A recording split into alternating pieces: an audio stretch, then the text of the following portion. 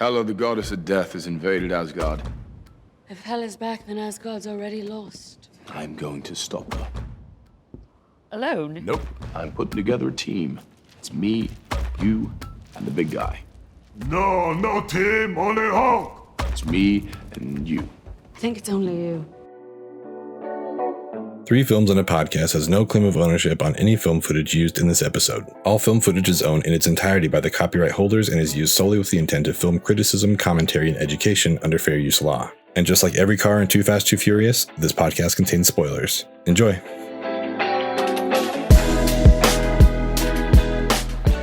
Hi there. Welcome back to Three Films and a Podcast, the show where three friends challenge themselves to broaden their cinematic horizons by watching new and unseen movies in a unique, rotating format. My name is Tyler Beck, coming to you from Portland, Oregon, and I'm joined, as always, by Ben Lawhorn in Salt Lake City. Hello.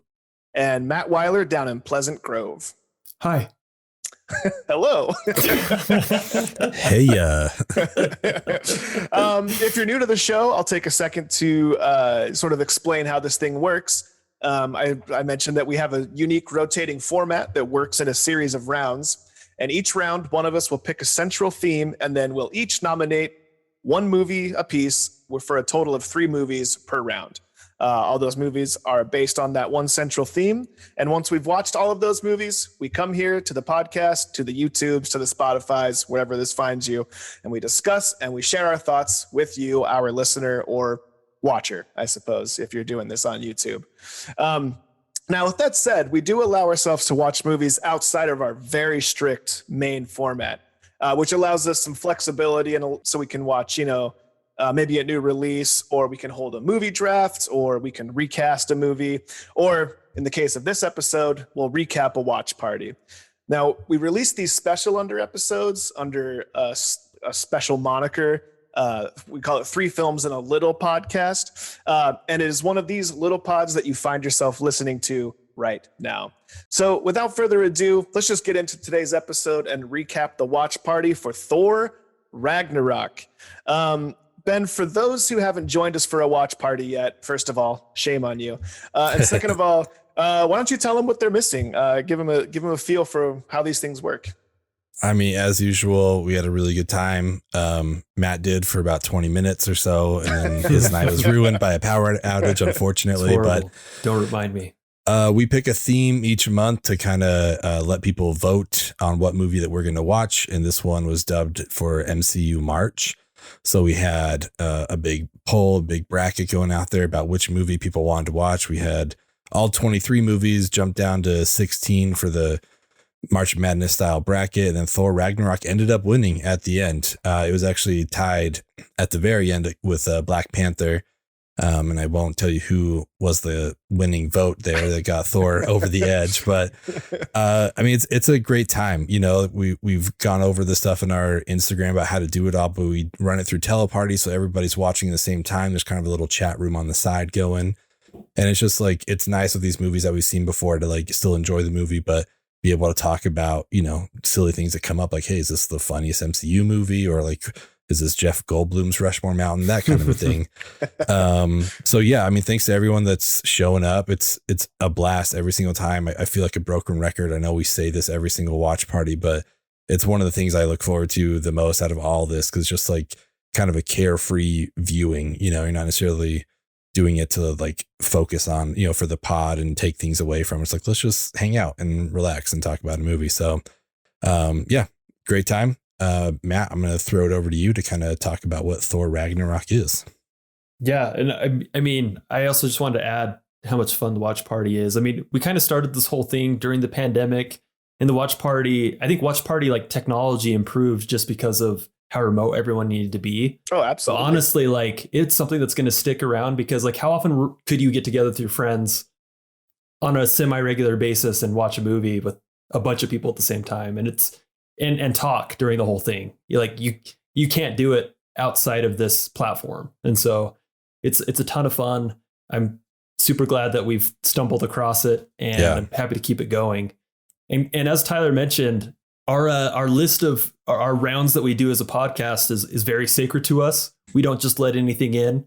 And so these podcasts, these one-off podcasts are really fun to like mix it up a little bit. But a friendly reminder that if you are a patron on our Patreon, you can have a say on what we let onto our actual podcast, have an influence on our round. We will do a movie of your choosing on our official in the canon, I should say. Yeah, in the canon, in the Three Films Pod canon. Yeah. But Thor Ragnarok, man, it was quite. I was not shocked that it came out on top, and we'll talk about that later. But Thor Ragnarok is the third installment in the Thor trilogy.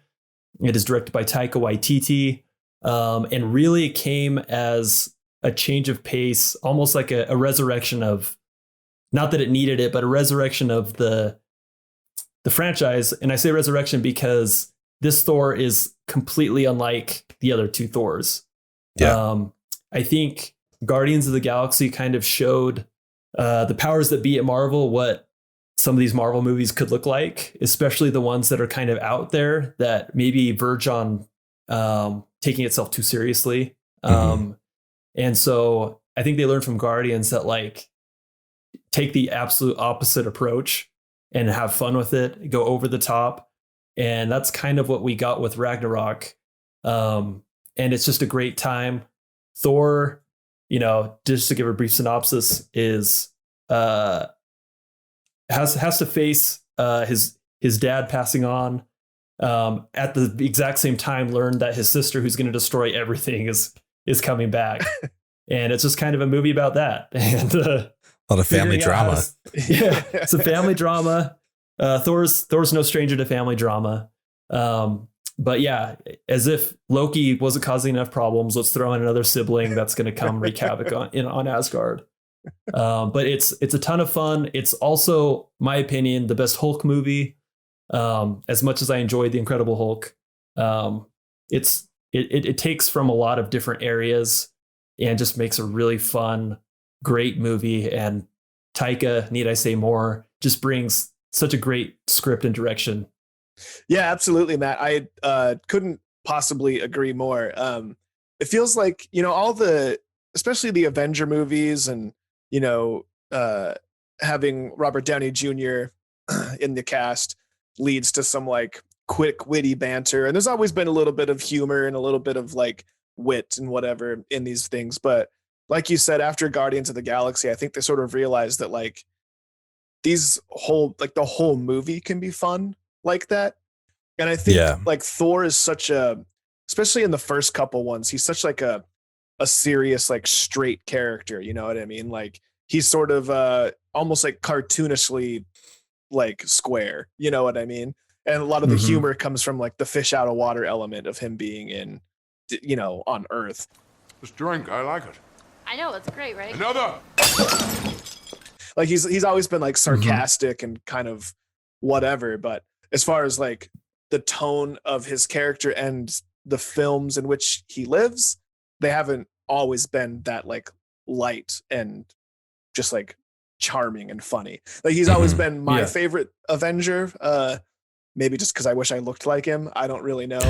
But I think you're absolutely right. Like bringing Taika in and having his spin on it probably wouldn't have happened without the Guardians of the Galaxy, but also was like, I think maybe not game changing. That might not be the right way to put it, but I think it was a good breath of fresh air and a good indication of like, oh, you know what? Like these are supposed to be fun, right? Like, that's my biggest criticism of the DC universe is it's all just so goddamn serious. He turns to me and he says, "Why so serious?" I don't know. I just think I think you're right. I think it's a really nice little breath of fresh air, and it's one of my favorite MCU movies. I think it's great that we just got to see Chris Hemsworth's humor. Like we saw it a little bit in that Ghostbusters remake. Would it be okay if I bring my cat to work sometimes? He has major anxiety problems. You know what? I would love to let your cat live here with you, but I have a pretty severe cat allergy. Oh, I don't have a cat. He's a dog. His name's my cat. Your dog's name is my cat? And Mike Hat. Your dog's name is Mike, last name Hat. Well, his full name is Michael Hat. I can't say that I'm allergic to dogs, so. Yeah, that's all right. He lives with my mum. Well, then we have that figured out. With Kristen Wiig when he's the receptionist, and they kind of play up, that role, and he's genuinely really funny in it.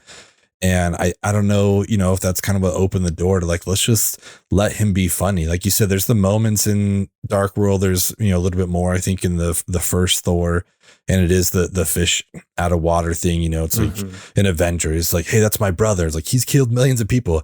He's adopted, so he's had like funny lines in there for sure. But this was the first time where really just like, let's just let him cut loose and see what happens. I think Taika is a huge part of the success of this movie. And yeah, I don't know. It was a blast. Like Matt said, I wasn't surprised, I guess, that it won when you think about all those elements put together. So yeah, it was a lot of fun. Yeah, it's kind of cool. I just thought about this. It's sort of like a soft reboot of the franchise, right? And Matt, you mentioned that, like, you said it saved the franchise, which I think I agree with. But it's just it's pretty sneaky how they were able to just say, hey, like, we're going to completely shift the tone and change how people look at this character and the way his stories are told, and it's leading to him his storyline merging with the Guardians of the Galaxy. And I don't know. I think that's really cool because this is definitely a departure from the first two. It feels like it's not even in the same franchise necessarily. And I love the subtle nod to that with the play of the death of Loki or whatever that's being put on in Asgard when Thor returns. I love how that's like they're almost putting that to bed, that previous two movies. You know what I mean? Like, for sure. It's like the death scene for those. And even just the term Ragnarok, movies. Like, right. This is Ragnarok, Yeah. So I got to thinking, well, I kind of always think about this when a comic book movie comes up, but like, despite how much I love them, I don't always necessarily think about comic book movies with regard to their merit as actual movies. Like we just talked about how clever Taika was and how he shifted the tone and. Hey, take it easy, man. Over here, there's a pile of rocks waving at you. Here. Yeah, I'm actually a thing. I'm a being. Allow me to introduce myself. My name is Korg. I'm kind of like the leader in here. I'm made of rocks, as you can see, but don't let that intimidate you. You don't need to be afraid unless you're made of scissors. Just a little rock, paper, scissors joke for you. And that's like stuff that's very difficult to do and to do well and to do right and have people still buy in. And I mean, that's not even necessarily what I wanted to talk about with regards to this movie, but just in general, I sort of have a tendency, despite my love for them, to just dismiss them as like just a comic book movie or just whatever. Like, I just don't put them in the same vein as like a traditional film. Yeah. And I'm just curious, like, do you guys feel the same way? Am I alone there? Like, are there examples of comic book movies that transcend their stereotypes? I feel like the comic book movie, the way that it's evolved, I think at first when a comic book came up and you found out that it was, I feel like, first of all, there's reluctance to adapt them because of what was even plausible to bring to the big screen. Yeah. And true. So it took until, the late 90s for studios to even want to try to make a decent superhero movie. Yeah. And at that point, like, it was so heavy on visual effects that perhaps some of the other, elements were overlooked, whether it was casting or writing. I don't know. I personally like Sam Raimi's Spider-Man, but when you bring in like Blade, Daredevil, Ghost Rider, some of the X-Men movies, like, they were great for their time.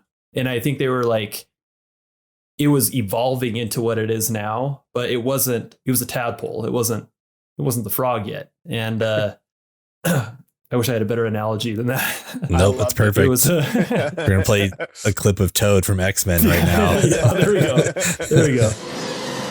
Do you know what happens to a toad when it's struck by lightning?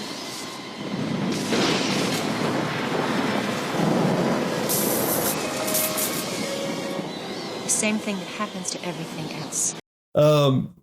But I think in that era, we'd look at comic book movies as like, okay, this is just going to be a popcorn special effects show, like we'll get some fun, like, quippy writing, but at the end of the day, like, we just want to see Spider-Man swing through it's a city. We just want to see Wolverine's claws, fight somebody. Yeah. Whereas I think we can all pin everything to Chris Nolan's Batman's trilogy and Iron Man as raising the bar to what a superhero movie could be. And I think from that point on, like, I still think we tend to think of comic book movies kind of with that asterisk next to it, even though as a whole, the genre has evolved. And so we're seeing, really great ones. And I feel like, to answer your Transcend, I think there's probably others that have like transcended to being a comic book movie, but I think Black Panther like is just chock full of social discussion. You could teach a course off of Black Panther, and there's others and themes and other ones that you could talk about, but that'd be my answer there. Yeah, I think, one of the first ones I wrote down, like you said, was The Dark Knight, because it felt like that was kind of a turning point for comic book movies, especially with the Batman franchise. The last Batman that we had seen had a Iceman, Arnold Schwarzenegger, and Uma Thurman and Bane, and then we had like Two-Face of Tommy Lee Jones and Jim Carrey's Crazy Riddler, which are like fun and they're campy, and that's awesome. But then the next thing we got was Batman Begins, and I know Nolan said like he just really wanted to root it in realism, and that's why all three movies, Gotham's different cities, whether it's Chicago or New York or Pittsburgh, because he just wanted to seem so vast and big, and there's not really like a magical element, I guess, to anybody. Like, it's all pretty much rooted in reality. Mm-hmm. So I think that was, kind of when it switched. Like you said, with Iron Man 2, not Iron Man 2, but with Iron Man as well. Like we talked about earlier, I think Marvel was just like gave Jon Favreau the keys. It's like, here, like, again, like I don't think anybody that didn't know about comics beforehand really realizes how B level of a character Iron Man was. Like, he was not a big deal at all. He was not cool. He was not cool at all. But now he's just like Robert Downey Jr. is just like the dude, like he's the main guy carrying us through all of this. So I think they kind of gave him that freedom, and I think James Gunn was given that with Guardians, and just like Taika with Thor. It's like, cool, just like redo it. Let's see what happens. Some of one of my favorite ones that I think, I guess to answer your question, I feel like I always think of it as a comic book movie, but I feel like they've created almost like subgenres within them, especially Marvel. It's like Ant-Man's a comic book movie, but it's a heist movie. Yeah. Guardians is a comic book movie, but it's kind of a space epic, that kind of a thing. So it's like I still see them as an overall comic book, but they just have kind of different, I don't know, elements within them that they've done really good job with. One of my favorite ones that has done that, I'm going to probably go over one of my favorites and one of my least favorites, but one of my favorites is Logan. They really kind of turned that into like a Western, and there's so many hints in the movie to the movie Shane, where it's just, I mean, I don't know. We could go into that for a long time. Logan's great. I think it's a wonderful movie. I think it was a great movie for Wolverine, and that just really, it was kind of a Western is what it was. And they made the palette look like that as well. And on the other end, and we've talked about this in one of our recaps, is Joker, where it doesn't really seem like a comic book movie. It is, but it's just like, it really is like Todd Phillips's like Taxi Driver and King of Comedy with the Joker in it. But technically it's a comic book movie. But I think some other ones that we don't really think about that don't have like necessarily comic book characters in them is movies like 300, Sin City, that one's like, when you think about the style of it, it's like, oh yeah, that's a very comic book looking movie, but don't necessarily think about it like that. And Kingsman, or I guess Watchmen, you probably think about that way. But yeah, I think there's just like, we can go away from the traditional Superman, Batman, Spider-Man that everyone knows. There's a lot of comic book adaptations out there, but one of the ones that I think really transcended the whole genre, for better or worse, is Ang Lee's Hulk. If anybody's seen it, because like he put the comic strip panels inside the movie. Like, that's how we transitioned from scene to scene. Like, he really was just like, we're getting into this is a comic book. We're going to remind people of that like every 5 to 10 minutes. And I mean, you can argue whether or not it worked, but he went for something different. He's like, this is a comic book character. It's going to be a comic book movie, almost literally. Yeah. So yeah, I think that's a very just long-winded answer to answer your question, but I still see them all as comic book movies, but I think they've just done a good job of creating subsets within that genre. Yeah, for sure. You guys stole every talking point I could have possibly had, which I sort of expected. I mean, there's only a few answers to this, really. I mean, in my opinion, I haven't seen every movie, but the first one that popped in my head was obviously The Dark Knight, and also Sin City.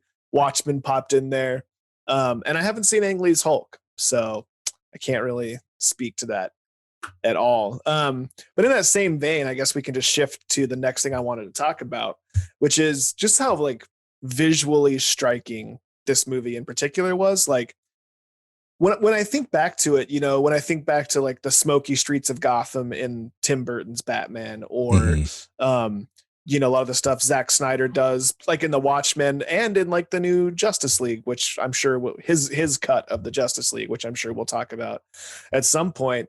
You know, I can think of a lot of, you know, Thor or Thanos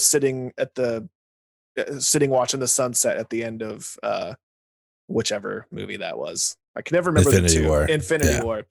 Yeah, you know, so like, there's definitely, you can think of moments, but this one in particular was just like beautiful throughout the entire time and had just some incredible visual moments to me. And I'm curious if you guys felt the same way. And also, like, it's weird that comic books and their movies in general don't get recognized for their visual quality, because like, they're both very visual mediums. You know what I mean? Like, comic book art is incredible. Like there's so many different styles, and it's so detailed, and it's so fun and vivid, and each, like, the style, like you can think of like the style of the early Spider-Man comics and how it's different from early Batman, and even though they're both kind of like pop arty, and I don't know, I just think it's really interesting, and it's something that even surprises myself that I don't really necessarily think about the visual aspects of comic books and their movies. So yeah, I'm just curious, did you guys have any moments in this movie that stood out to you? I did. I just want to hit again, just real quick on what you were just talking about. Like, I do think they don't get recognized enough when it comes to award season. Obviously Heath got the best supporting actor after he had passed away, which I think was well deserved. Yeah. But Dark Knight not even being nominated that year is the reason that they moved it up from 5 to being up to 10, you know, because I think a lot of people it was 2008 or 2009 Oscars when Slumdog Millionaire won, and people are just like, how did Dark Knight not even get nominated? Like, this is crazy. And so that's when it all changed, was after that. It's like, we need more options than just 5, you know, and the Oscars, you know, got pushed back from it. But a few years ago, like, well, let's do best popular movie. It's like, no, if it's good, it's good. You don't have to just do like popular is just gonna be the comic book awards. Like, no, if it's a good movie, you should award it. Ruth Carter, you know, she won for the costume design for Black Panther, which was 100% deserved. Like, that movie is amazing, but it is crazy that a movie like Ang Lee's Life of Pi can win best cinematography when it was all done on blue screen. Right. But stuff like Endgame or Infinity War or any of these other worlds, you know, that are created in the comic movies don't get recognized. It's just, I don't know. Hopefully that changes. But in terms of Ragnarok specifically, a lot of the stuff that I could think of, like, that came to my mind first was just basically every scene with Cate Blanchett. Like, she is so fucking cool. Like, she was perfectly cast in this. I wanted to get so much more of her, like, later on, you know, like, if you know the Infinity Saga, like, Thanos is trying to court death, and I was like, oh, are they going to bring her back? And she's like the goddess of death. I was really just hoping that was going to happen. But specifically, like, when she, you know, pulls her, or like runs her hands through her hair, and then it becomes like that crown, the antler crown thing that she has, which is so awesome. Like, arguably as cool as Vision and Cap picking up Mjolnir is hella stopping it, you know, just like, just holding it there and just like, oh, you have no idea what I'm capable of. Like, you could just see the shock on Loki and Thor's face. Like, holy shit. Like, you immediately feel devastated. Like, there's no way they could beat her. Yeah, exactly. It's like, this is the one thing that he has that can beat anybody. And now it's just like literally like crumbled, you know? So those two are probably like the first two that really come to my mind. Obviously it's like a visually stunning movie, but yeah, just give me anything with Cate Blanchett, basically. With all that shade that Ben just threw on the Oscars, if anyone from the Academy is listening, please like and subscribe to our podcast. Yes, please. No, but I agree. And man, I have a hard time picking just like one scene from this, because honestly, to me is like one of the more visually, I feel like they've gotten better. Like everything just keeps getting better, in my opinion. Even there's some shots in like WandaVision that are just like, holy crap. Like, I can't believe I can't believe the content that we're getting in this genre. It's like teenager me in his wildest dreams wouldn't imagine what we're getting to enjoy right now. Yeah. But it's interesting because like we brought up kind of how the genre has evolved, and you bring it like you think about like Batman Forever that Ben brought up, and just like all these neon colors and like way overdone like set design, and it's like it felt like a classic skating on screen. Yeah. And the genre kind of went away from that, and then you get into like X-Men where they're like, you know what, we're trashing the spandex, no colors, we're going black leather, we're going like no comic booky colors at all. And that's kind of where the genre went for a long time, even up through, you know, the MCU and Batman Begins. Like they didn't really reintroduce any of those like fun colors that makes things like really comic booky. And I think Guardians, you know, again, kind of brought a lot of it back. Kudos to like Avengers and some of these earlier Marvel movies that like didn't shy away from like the colors of the costumes at least, and kind of tried to stay true to like some costume design. But yeah, they just sort of like muted the colors a little bit. Yeah. And Ragnarok really just kind of decided, you know what, we'll take those colors from Batman Forever, but we'll do it right. Like we'll just do it in a way where like we know that it's over the top, but we'll make it look cool like a comic book, the way that you see it on the page. And I feel like it just works so well, especially like those sort of like space acid trippy 70s comic books, like just like all these like colors. And to Ben's point, like Cate Blanchett's character is just like so striking in contrast to all of that. And again, they leaned into like costume design. Like they didn't shy away from like these intricate like antler things. In fact, they made them like better and more striking in the cinematic version. And so I think that makes this movie stand out. Just like all these contrast and these like high, like saturated sets and locations is just like so awesome. Yeah, for sure. It seemed, I feel like, and I could be wrong here, but just as I've been thinking while you guys are talking, I don't listen to you guys. I just think about something else. We know. No, just kidding. This is the first that I can think of, or one of the only, I don't know. It made it an obvious attempt to just look cool, you know, like it put in gratuitous cool shots just for the sake of putting them in there. And a lot of times that can backfire.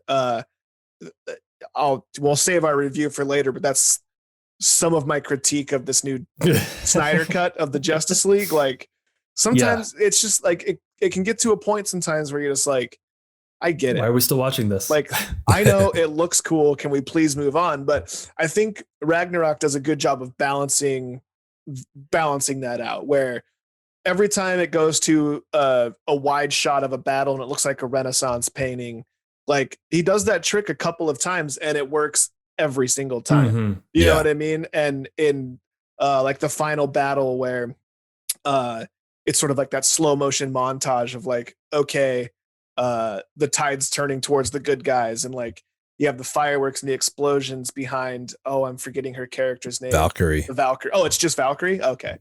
I was like, she's the Valkyrie. Yep. Yeah, it's like, you know, like I just remember that shot in particular, because I sort of like, after seeing, like I said, like those wide shots that look like paintings and a lot of these other amazing shots, like the green smoke blowing in the crowd before Thor fights Hulk. Oh yeah. Ring. Like there's all these cool shots that kind of like, it was almost like filling up my wow meter, you know. And then that shot with the explosions going off behind her and her badass walk towards the camera, I literally was like slack-jawed, and I typed into the thing immediately like, this scene is so fucking cool. Like I was just so like cool. I was like, I couldn't control myself, you know. And I think I think this is I think he made an obvious attempt to do it, and I think it worked really well. I also just want to throw in there, I love the Willy Wonka tunnel scene. Oh, right. That's so good. Yeah. It's awesome. Yeah, we haven't really talked about Goldblum too much. And it's weird because this movie, I mean, it exists in 3 different worlds, literally, but it almost at times feels like different movies within itself. You know what I mean? Like when we're at Sakaar, it feels like one thing versus when we're on Asgard, it feels like another thing, which I guess is just, I don't know, a symptom of what's happening in each of those locations. But I just appreciate how comic book movies and you know, fantasy movies and stuff, and especially when we have a canon or a timeline like the MCU, where we have a bunch of movies all coming into one, we get a peek into a world like Sakaar, like just the imagination that you can have and the way it can all tie together, and you can have all these cool, interesting characters. And like, I would love to see a whole movie on Sakaar. Like maybe that could be a Disney Plus series, you know? And I think it'd be so good. Like, now that I'm thinking about it, Ragnarok could have easily been 8 to 10 episode series. Granted, I don't know where they go after that, but you know, after WandaVision, maybe that doesn't matter. Or with Falcon and Winter Soldier, you know, maybe we could do a 6-hour or a 6-episode run, and then it could go into the next movie. But and I'd be here, like, I'm sorry, I would say, like, I would totally be here for the Planet Hulk series.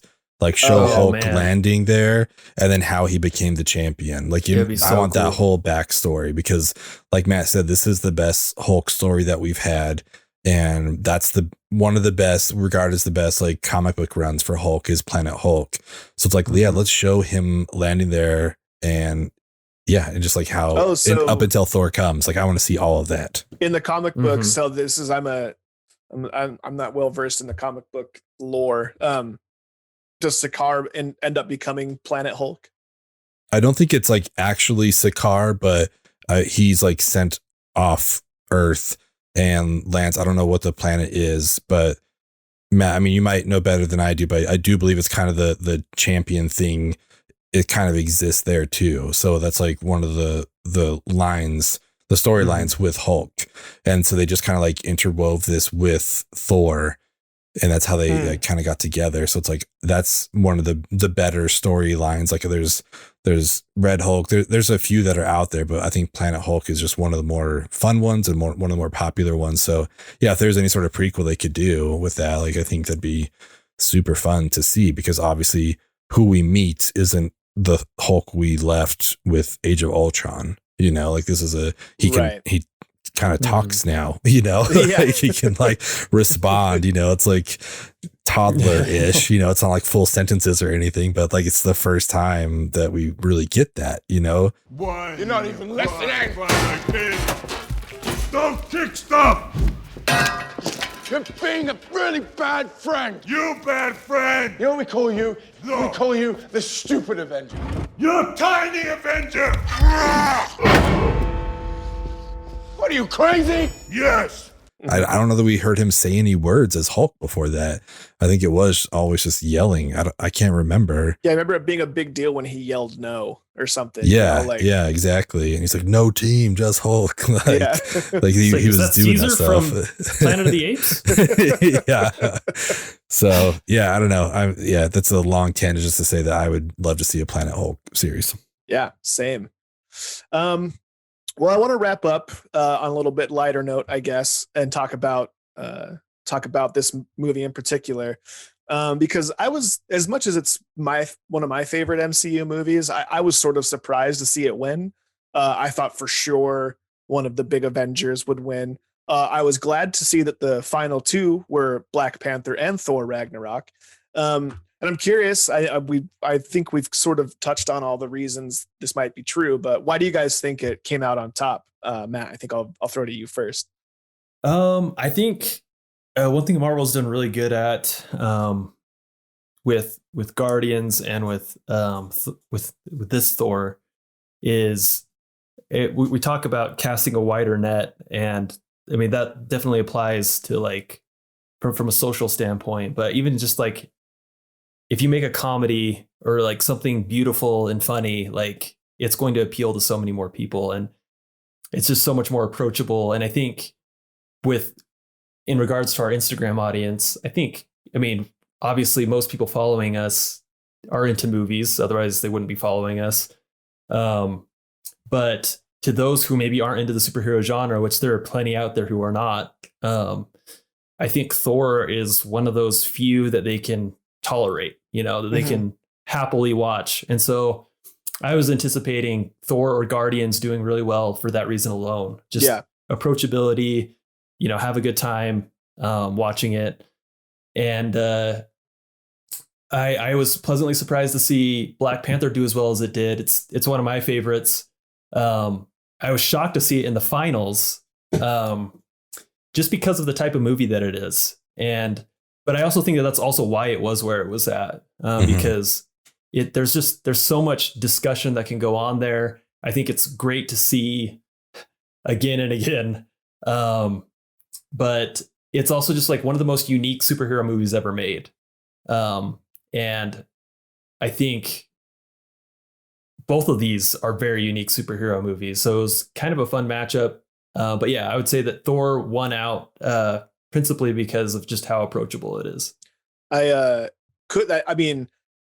Alex, for those of you that don't know her, that's my partner. She is not a fan of the comic book movies. She does like Guardians of the Galaxy. And so when I asked her if she wanted to do this watch party with us, I told her this was more in line with Guardians of the Galaxy. And because of that, she's like, oh yeah, I'll watch that because of all those things. Like, nice. It was so much more accessible, and she loved it. She was giggling the whole time, and she had a good time watching the movie, which I was happy for, because I was afraid she was going to hate it. But yeah, I think you're 100% right, because I mean, this movie appealed to someone who she's not into this stuff, but she had a good time with it. I thought it was great.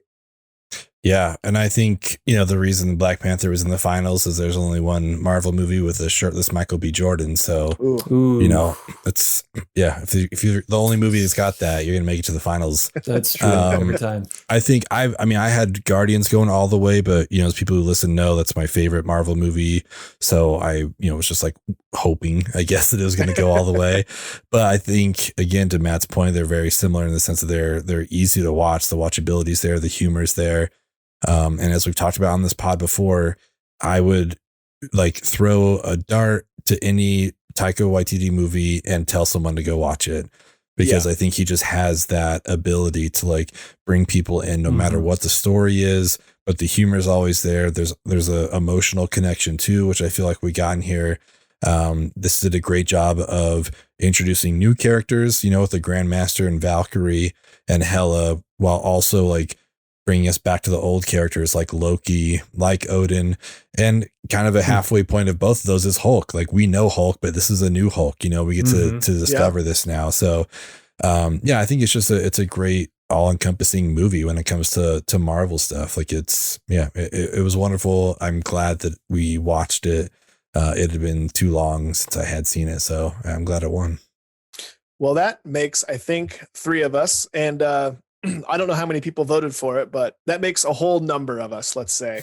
Yeah, it was a blast. I mean, the watch parties are always a great time. I know we keep harping on it, but if you're listening or you're watching and you're not following our Instagram, I'm confused in how you even found this podcast in the first place. Maybe you could follow us on Instagram and hit us with a DM and tell us how you found us. Yeah. But yeah, we do all of our interaction for the most part on Instagram and Twitter. We vote for these watch parties on Instagram. So if you want to have a say in these sorts of things, make sure you follow us and keep an eye on your story feed so you can be well informed. On that note, we've also got some Patreon options you can check out on our website, 3filmspod.com. They'll give you some, to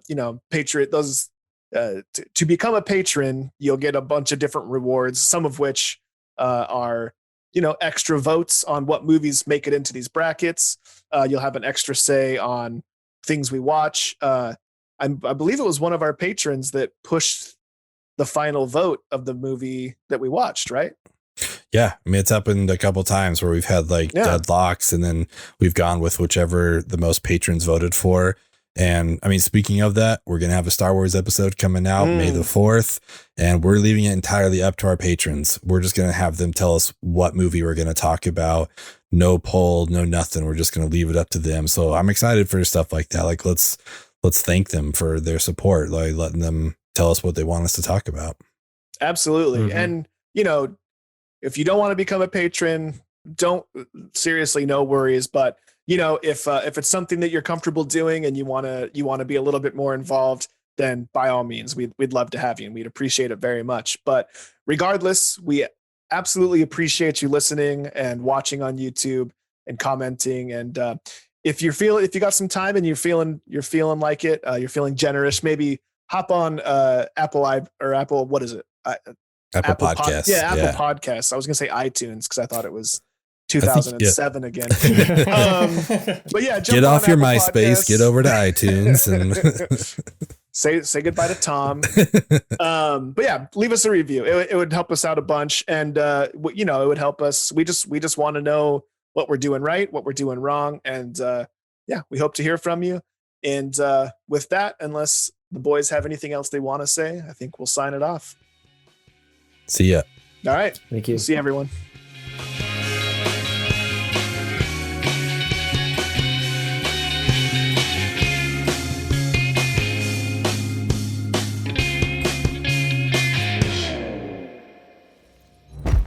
Piss off, Ghost! He's freaking gone.